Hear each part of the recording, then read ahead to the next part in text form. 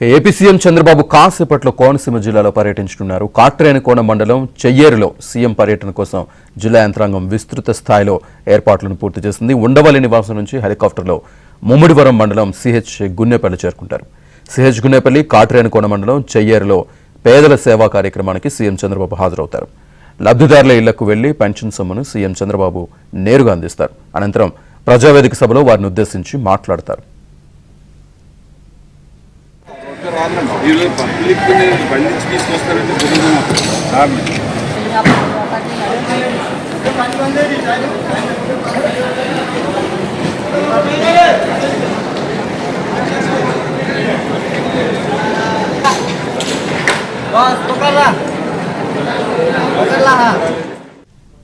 కోనసీమ జిల్లాలో చంద్రబాబు పర్యటనకు సంబంధించి పూర్తి డీటెయిల్స్ మా కరెస్పాండెంట్ అప్పారావు లైన్లో అందిస్తారు. అప్పారావు. శ్రీనివాస్, కోనసీమ జిల్లాలోకి మరి కాసేపట్లో సీఎం చంద్రబాబు నాయుడు అడుగు పెట్టనున్నారు. పార్టీ అధికారంలోకి వచ్చిన తర్వాత తొలిసారి సీఎం చంద్రబాబు ముమ్మిడివరం నియోజకవర్గంలోకి వస్తున్నట్టు భారీ ఏర్పాట్లు చేస్తున్నారు. ప్రధానంగా చూస్తుంటే 11:45 గంటలకి సీఎం చంద్రబాబు ముమ్మిడివరం నియోజకవర్గంలోని ముమ్మిడివరం మండలంలోని గుల్లేపల్లికి చేరుకుంటారు. మన విజువల్స్ చూడొచ్చు. సీఎం హెలిప్యాడ్ అక్కడే ఏర్పాటు చేశారు. సీఎం అక్కడ హెలిప్యాడ్ దిగిన తర్వాత ఏదైతే కోనసీమ జిల్లాకు చెందిన ఎమ్మెల్యేలు, ఎంపీ, మంత్రులందరితో కూడా కాసేపు మర్యాదపూర్వకంగా పలకరిస్తారు. అక్కడి నుంచి నేరుగా సీఎం చంద్రబాబు ముమ్మిడివరం నియోజకవర్గంలోని కాట్రేని మండలంలోకి అడుగు పెడతారు. అక్కడ ఏదైతే ఉపాధి హామీ పథకం కింద చెరువు పూడికి పనులు పరిశీలిస్తారు. అనంతరం అక్కడే ఉపాధి కూలీలతో కూడా కాసేపు ముచ్చటిస్తారు. ఏదైతే పథకం అమలు తీరుతన్న కూడా వారందరితో కూడా మాట్లాడతారు.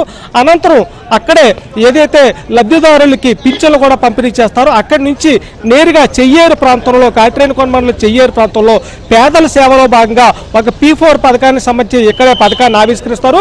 ఈ ఏదైతే సూపర్ 6 పథకంలో భాగంగా ప్రభుత్వం ఇప్పటికే P4 పథకాన్ని అమలు చేస్తున్నట్టు ప్రకటించి దానికి సంబంధించి ఈ పథకం కింద పేదలను ఏ విధంగా ఆర్థికంగా ఉన్నత స్థాయికి తీసుకెళ్లబోతున్నాము, దానికి సంబంధించి విధి విధానాలు కానీ దత్తత సంబంధించి కూడా సీఎం చంద్రబాబు ప్రజలను ఉద్దేశించి బహిరంగ సభలో ప్రసంగిస్తారు. దాదాపు 2000 మంది వరకు కోనసీమ జిల్లా ప్రాంతం నుంచి కూడా ఈ సభా వేదికకు చేరుకున్నారు.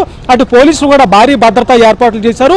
అనంతరం సభ ముగిసిన తర్వాత చంద్రబాబు కాసేపు విశ్రాంతి తీసుకుని అదేవిధంగా ముమ్మిడివరం మండలంలోని గున్నేపల్లి ప్రాంతంలో కార్యకర్తలతో ఏర్పాటు చేసిన సమావేశానికి హాజరవుతారు. కార్యకర్తే అధినేత అనే నినాదంతో ఏర్పాటు చేస్తున్న ఈ సభలో దాదాపు 2.5 గంటల పాటు పార్టీ కార్యకర్తలతో పాటు ముఖాముఖిగా మాట్లాడతారు.